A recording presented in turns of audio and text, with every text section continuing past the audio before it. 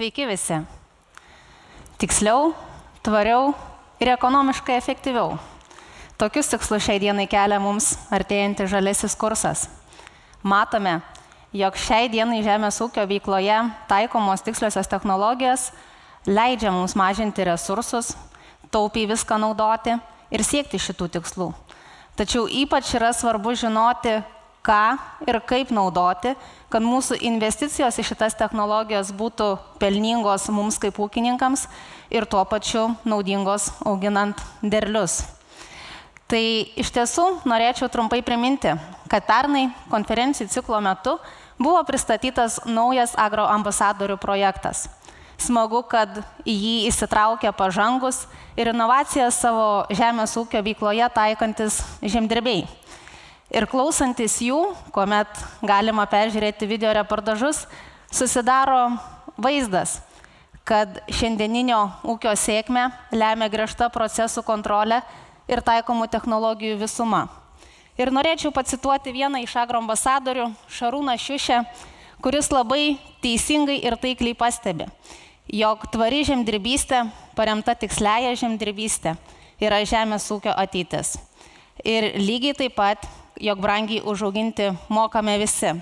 Dabar laikas mokintis auginti tą patį, tik tai pigiau.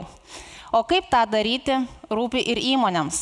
Todėl prieš 3 metus agrokoncerno įmonių grupėje buvo įkurtas tiksliųjų technologijų centras. Jame dirbantis žmonės dirba su dirvožemio tyrimais, ūkio valdymo programomis, Topcon sistemomis. Taip pat susibūręs nepriklausomų agronomų konsultantų būrys konsultuoja ūkininkus. Ir žinoma, skyriuje dirbantis žmonės nuolatos ieško naujų ir inovatyvių sprendimų, kuriuos būtų verta naudoti kasdienėje žemės ūkio veikloje, investuoti į jas ir siekti būtent tvarių ir efektyvių žemdirbystės sprendimų. O žinoma, kuomet mes ateiname pas jūs, visuomet esame linkę kalbėti apie tai, kas jau yra patvirtinta, išbandyta gamybiniuose plotuose ir kalbėti apie tas technologijas, kurios mūsų akimis jau yra pasiteisinusios ir pelningos. Taigi visus atrinktus naujausius ir inovatyvius sprendimus mes testuojame ateities ūkyje. Ir šiame ūkyje turime pakankamai plačias galimybės integruoti technologinius sprendimus, atsižvelgiant išsikeltus tikslus vien dėl labai skirtingų dirvožemių. Nes šiame ūkyje turime skirtingus dirvožemius pagal rūgštingumą, pagal fosforą, pagal kalį. Ir žinoma, kuomet integruojame naujas technologijas, žiūrime būtent laukus, kuriuose galėtume palyginti maksimaliai mūsų turimų technologijų ir naujų technologijų naudas. Taigi, šiame ūkyje, taip pat kaip ir jūs, visi supranta, jog sveikas dirvožemis, biologiškai aktyvus dirvožemis yra visos tiksliosios žemdirbystės pamatas.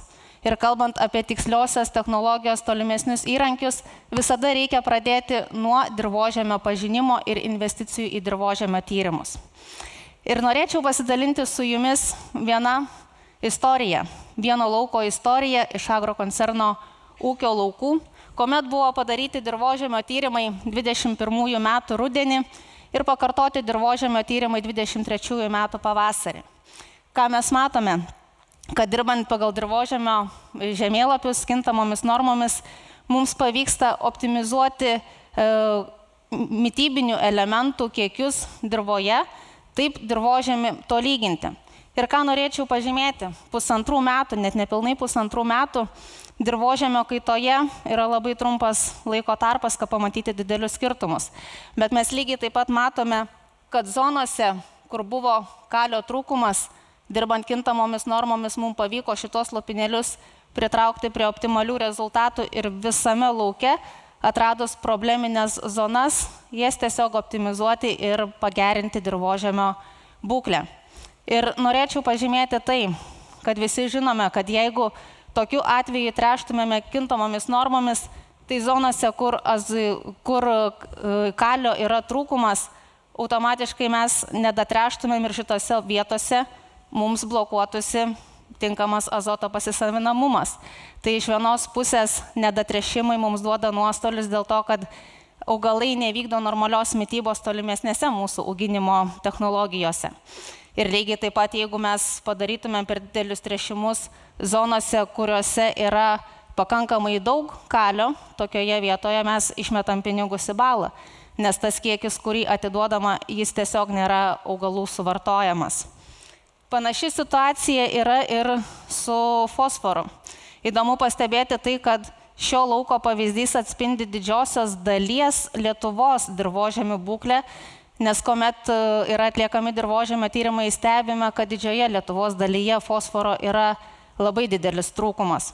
Ir šioje vietoje darbas pagal fosforo žemėlapius, kaip mato, taipogi leidžia optimizuoti ir kiek įmanoma to lyginti lauką, kad šitų probleminių vietų su šituo mitybiniu elementu būtų kiek įmanoma mažiau. Tai norėčiau pažymėti, jog investicijos į dirvožemio tyrimus yra visa ko pagrindas, tačiau kuomet kalbame apie juos, mums yra labai svarbu žinoti, kad tai nėra investicija, su kuria siektume labai stipriai taupyti. Dirbdami su dirvožemio tyrimais, visų mūsų pagrindinis tikslas yra optimizuoti mitybinių elementų kiekį visame lauko plote. Ir šioje vietoje paskirstimas trąšų, būtent pagal tai, kur reikia ir kiek reikia, mums leidžia užgarantuoti lauko sutolyginimą, ko pasiekoje gerinamas ir viso lauko produktyvumas, nes probleminės vietos jau yra sutolygintos ir geros. Tačiau taipogi reikėtų atkreipti dėmesį ir į dirvožemio pH. Pasitaiko atveju, kad ūkininkai sako, pas mane su mitybiniais elementais viskas yra gerai, fosforo yra optimalu, kalio yra optimalu, bet pagal tai, kiek dedu trąšų, aš vis tiek negaunu savo planuojamų derlių. Tai šitoje vietoje norėčiau pažymėti, kad kalbant apie fosforą, fosforas yra geriausiai pasisavinamas prie 6,5 ir 7 pH, kalis geriausiai pasisavinamas prie 6,5.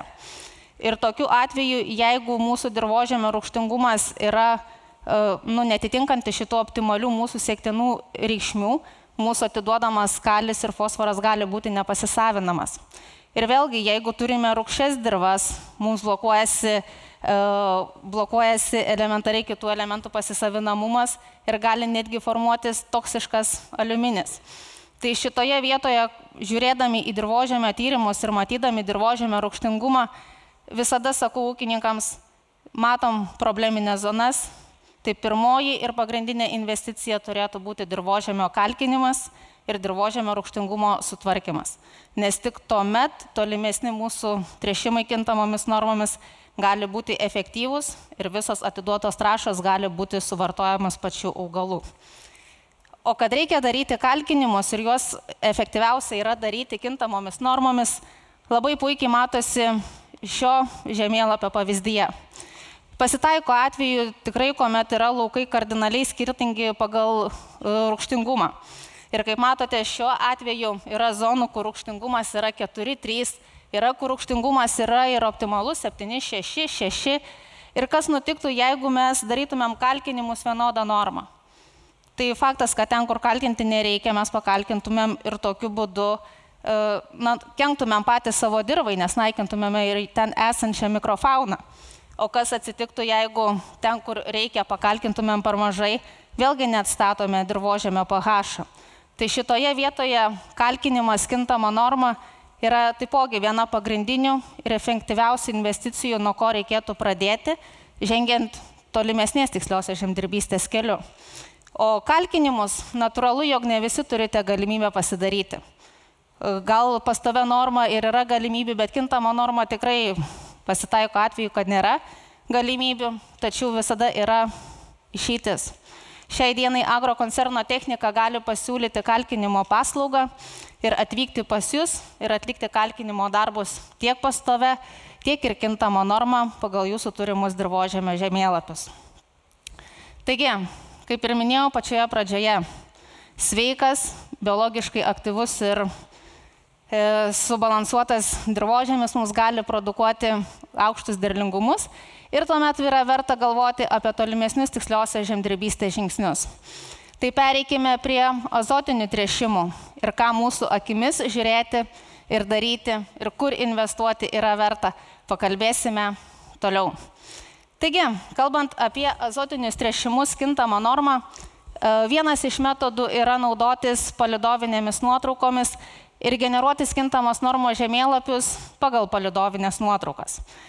Šioje vietoje matau vieną galbūt pagrindinę spragą, kodėl šita technologija nėra viena efektyviausių ir geriausių, vien todėl, kad pagal mūsų Lietuvos cepelininį dangų, kuris tikrai būna dažnai, ne visada turime pačias naujausias palidovinės nuotraukas, pagal kurias galėtume identifikuoti lauko probleminės vietas ir matyti. Nes asmeniškai mes jau 2 metus ateities ūkyje dirbame su šitais žemėlapiais ir būna atveju, kada jau reikia generuoti tręšimo žemėlapį, naujausią palidovinę nuotrauką turime savaitės, kartais net ir 2. Bet, kaip sakau, geriau naudotis taip, negu nesinaudoti visai. Tai šioje vietoje, grįžtant prie pačio žemėlapio, gauname tokį žemėlapį palidovinės nuotraukos, nelabai lazeriukas turbūt matosi, ar ne? Tai esmė, kad pagal NDVI indeksą mes galime pasižiūrėti zonas, kurios yra labiausiai pažeistos, kur yra praretėję pasėliai ir tokiu atveju priimti mums reikalingus sprendimus, kaip generuotis žemėlapį. Vėliau mes prisiskiriame normas, susigeneruojame kintamos normos tręšimo žemėlapį ir važiuojame atlikti darbus. Ir iš tiesų tai yra viena paprasčiausių, pigiausių galime sakyti, bet viena iš technologijų, kurią verta ir yra naudinga daryti pirmiesiams azotiniams tręšimams. Ir kągi mes pastebėjome, 2 metai bandymų, lyginant vienas skaitmeninės programas, lyginant kitas skaitmeninės programas, būtent Sagro 247 mes pastebėjome, jog derlingumą galime padidinti iki 5% ir azotinių trąšų sutaupyti nuo 2 iki 3%. Bet tai yra tik skaičiai.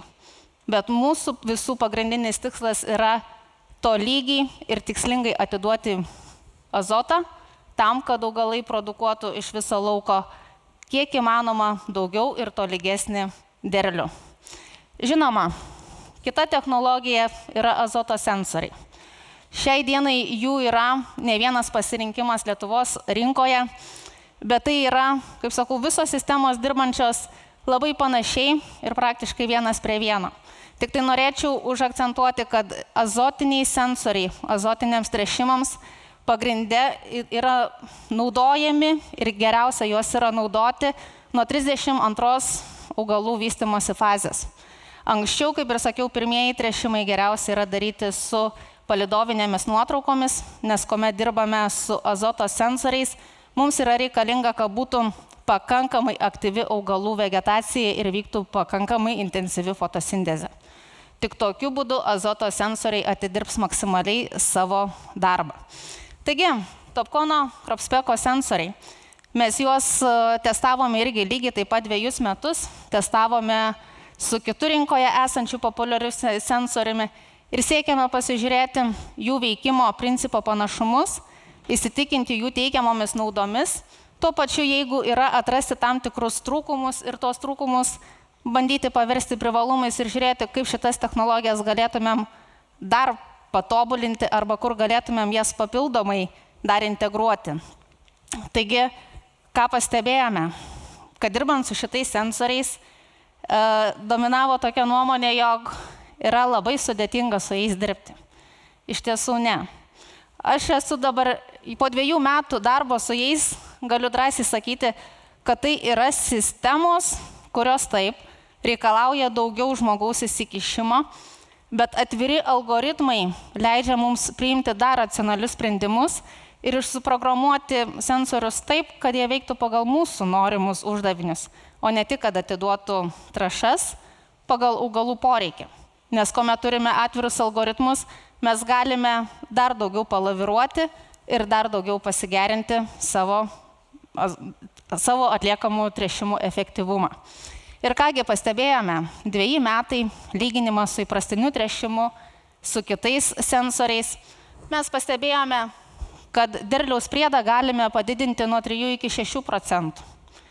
Azotinių trąšų sunaudojimą sumažinti iki 13%.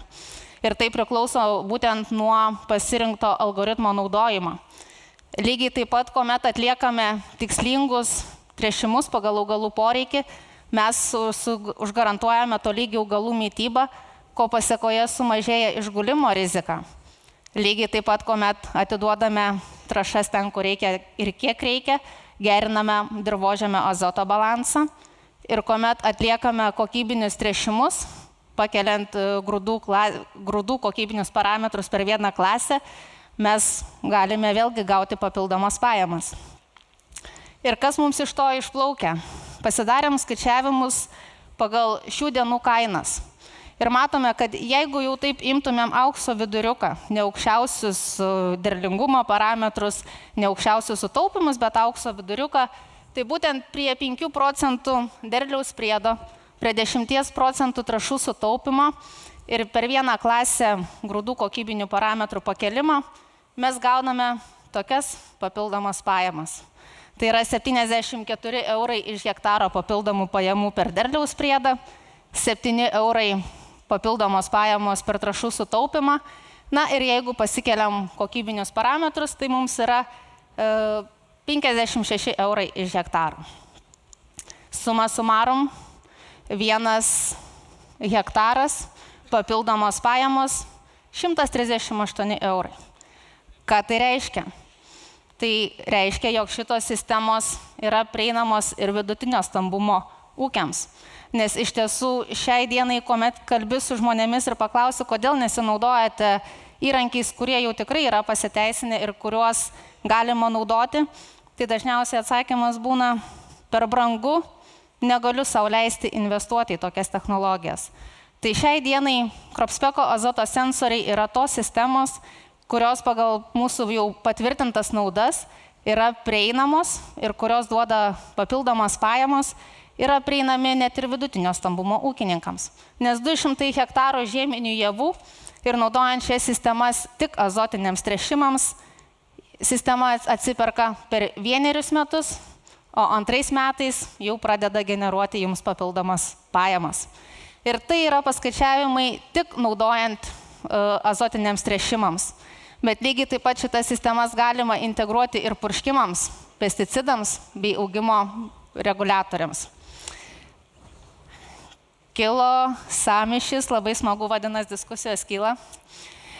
Tai jeigu kažkokių klausimų turi, tai rašykit žinutėmis, būtinai diskusijų metu padiskutuosim. Taigi, judame toliau. Šiai dienai pas ūkininkus lygiai taip pat daugėja ir informacijos kiekiai. Ir šitos informacinius kiekius labai svarbu yra suvaldyti ir turėti vienoje vietoje. Tai agrokoncerno įmonė turi Agro 247 programą, kuri šiai dienai turi eilę funkcijų. Tačiau matome, jog ši programa kol kas dar iki galo neatliepia jūsų keliamų lūkesčių ir jūsų poreikių. Todėl ši programa yra labai aktyviai atnaujinima ir yra eilė žingsnių, kurie dar bus daromi. Bet noriu pasidžiaugti, jog artimiausiamis dienomis bus paleista nauja funkcija prie agrocheminių planų. Tai yra augalų apsaugos produktų ir tręšimo produktų žurnalų automatinis pateikimas į Žemės ūkio duomenų centrą. Ką tai suteikia jums? Tai kad greitai, patogiai jūs galėsite nusiųsti ir priduoti dokumentus reikalingoms institucijoms. Lygiai metai. Robotas, kuris čia buvo labai stipriai taip pat konferencijų metu pristatomas ir kuris jau visi metai išdirbo ir kolega, kuris jį valdė ištisą sezoną, turi labai daug įžvalgų ir labai daug patirčių. Tikrai negaliu sakyti, kad esam iki galo jį išbandę ir žinome visus niuansus, bet tiek, kiek žinom, šitas robotas jau gali pakankamai gerai darbuotis kiekvieno iš jūsų laukose. Tad norėčiau pasidžiaugti ir jeigu kažkam tai bus aktualu, galite susisiekti su kolega, jis papasakos plačiau apie robotą ir tuo pačiu, jeigu norite šį robotą išbandyti savo laukose, visada galite drąsiai imti kaip nuomos ar paslaugos ar nuomos paslaugą. Ir taip pat noriu pasidžiaugti, jog šią vasarą didžiosios lauko dienos vyks ir ateities ūkyje. Parodyti tikrai turime nemažai ką, technologinių sprendimų taip pat yra, ką galima pačiupinėti gyvai. Tai tikrai maloniai kviesime jūs šiomis dienomis, birželio 18-20 dienomis, atvykti ir gyvai pamatyti, kuo gyvena ūkis, kaip vyksta visi procesai ir aplankyti mūsų bandyminius laukus. Ir pati didžiausia naujiena, kurią šiais metais bandysime ateities ūkyje, tai yra dronų stotelės, D-boxai. Ir tai yra autonominės dronų stotelės, kurios automatizuos procesus ir šiek tiek palengvins agronomų darbus. Nes šis robotas automatiškai nurodytų laiku į nurodytas vietas pakils, nuskris, atliks monitoringo darbus, parskris, pasikeis automatiškai baterija ir vėl keliaus atlikti savo darbų. Vėliau šitą informaciją nukėlęs į reikalingą programą, mums pateiks jau situacijos analizę, prie kurios mes galėsime priimti jau agronominius sprendimus ir generuotis tam tikrus tręšimo bei purškimo darbus. Ir žinoma, mūsų pagrindinis tikslas yra dabar išsiaiškinti, kokių reikia rezoliucinės raiškos žemėlapių, kad galėtumėm priimti tinkamus sprendimus ir identifikuoti probleminės vietas. Na ir pabaigai noriu pasakyti, jog investicijos į naujausias ir tikslesias technologijas iš tiesų leidžia mums tvariai ir efektyviai darbuotis. Ir tai leidžia priedo formuoti stipresnius ir tvaresnius šalies ūkius. Ir manome, jog šių technologijų naudojimas atvers akis šiek tiek ir miesto žmonėms ir jie formuosis teigiamą požiūrį į žemės ūkį. Ir pabaigai noriu jums visiems palinkėti. Nebijokite tiksliųjų technologijų. Suprantu, jog jos pradžioje baugina, bet jos tikrai yra kuriamas tam, kad jums palengvintų gyvenimą, palengvintų jūsų darbą ir leistų jums taupyti resursus. Belieka tik tai drąsiai žengti žingsnius, bet pirmiausia pradėti nuo dirvožemio ir judėti toliau tiksliosios žemdirbystės link. Tai ačiū Jums už dėmesį ir linkiu gero klausimo.